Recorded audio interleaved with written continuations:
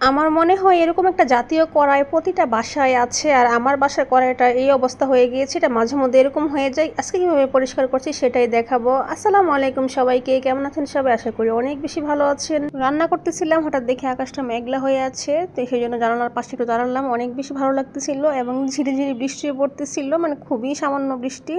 আর এমনিতে তো আজকে শুক্রবার আসলে আমার কাছে এমনি অনেক বেশি ভালো লাগে। এই তো চুলায় কিন্তু রান্না ছিল, মশলা কষাইতেছিলাম। মশলা কষাই দিয়ে কিন্তু আমি জানালার পাশে দাঁড়িয়েছিলাম। এখন এসে মাংসগুলো দিচ্ছি। এর মধ্যে কিন্তু আমার ডাল রান্না হয়ে গিয়েছে, করলা ভাজি করেছি সেটা হয়ে গিয়েছে, ভাত রান্না হয়ে গিয়েছে। এখন শুধু আমি মাংসটা রান্না করতেছি। সপ্তাহে যদি 6 দিনও মুরগি খান, কিন্তু শুক্রবার আসলে মুরগি খেতেই হবে। এটা হচ্ছে বাচ্চাদের আবদার আর কি। কারণ ওরা মানে শুক্রবার আসলে মানে বিরিয়ানি, তারপরে হচ্ছে খিচুড়ি, না হয় মোরগ পোলাও, মানে এই টাইপের কিছু খেতে চায়। এর মধ্যে হচ্ছে আমি এদিকে আমার কিছু আদা পেস্ট করা ছিল আর কি, তো এখানে আমি ডিপে রাখবো। তো এখানে আদিবার একটা চকলেটের বক্স ছিল খালি, তো আমি এটার মধ্যে একটু আদা রেখে দেখি কিউব কিউব করে, যখন এটা শক্ত হয়ে যাবে আমি এটা বক্সে রেখে দিব। তো এখানে আদাটাই রাখতেছিলাম, কারণ আদাটা আসলে ডিপেই রাখলে ভালো, নর্মালে বেশি দিন ভালো থাকে না। আমার যেহেতু 2-3 দিন হয়ে গেছে নর্মালি আদাটা, তো এই জন্য আমি ডিপে রেখে দিচ্ছি। এটাতে নেওয়ার পরে তারপর বাকিটা আমি আরেকটা বক্সে নিয়েছি অল্প, আর বাকিটা রেখেছি ওইটার মধ্যে। মানে 3 ভাগে নিয়েছি আদাটাকে, তো 2টা রাখবো ডিপ আর একটা নর্মালে রেখে দেবো। অল্প যেটা সেটা নর্মালে রাখবো। আর এই তো এদিকে আমার মাংস রান্না হইতেছে। তো আজকে মুরগির মধ্যে আমি সাতকরা দিয়েছি, যেহেতু সিলেট থেকে সাতকরা পেয়েছি অনেকগুলা গিফট। সাতকরাটা কিন্তু বেসিক্যালি মানে গরু মাংসের মধ্যে বেশি ভালো লাগে। তারপর আমরা মুরগি দিয়ে মানে খেয়েছি কয়েকদিন, তো মুরগি দিয়েও খেতেও আমার কাছে ভালো লাগে, সেই জন্য আমি আজকেও দিয়ে দিয়েছি। 2 পিস দিলে হয়, 2 পিস দিলে অনেক আসলে সুন্দর একটা স্মেল আসে, এটাই ভালো লাগে। আর এই সে আমার জাতীয় কড়াই, যেটা কিনা আমার বাসায় এখন একটাই আছে। আমি বাকি যে আগে এই ঢালাই কড়াইগুলো ব্যবহার করতে, এগুলো এখন করি না, যেহেতু ফ্রাই প্যান আছে বা অন্যান্য মানে কড়াই আছে।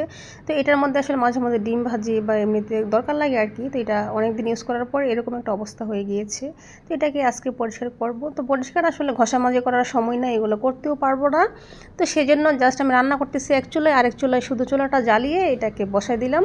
এখন এটা 25-30 মিনিট মানে বসায় রাখবো, কিছুই করতে হবে না। এটা এভাবে আস্তে আস্তে উপরের মানে কালো গলা উঠে যাবে। আমি চুলার আঁচটা একদম বাড়িয়ে দিয়েছি, দেখেন কিভাবে ধরতেছে, মানে উপরে যে আবরণটা পড়ছে কালো, এটা আসলে পড়তেছে এখন। এদিকে কিন্তু মাংস রান্না হইতেছে। তো কোনো ঝামেলা ছাড়াই যদি পরিষ্কার করা যেভাবে তেভাবে কেন করব না। আর আপনারা কারা কারা এই সিস্টেমে এই কড়াইগুলো পরিষ্কার করেছেন, এটা আমাকে অবশ্যই কমেন্ট করে জানাবেন। আর কার কার বাসায় এরকম একটা জাতীয় কড়াই আছে সেটাও আমাকে জানাবেন। আমার বাসায় এগুলো অনেকগুলো কড়াই আছে, ছোট বড়, কিন্তু এগুলো আসলে আমি এখন ইউজ করি না।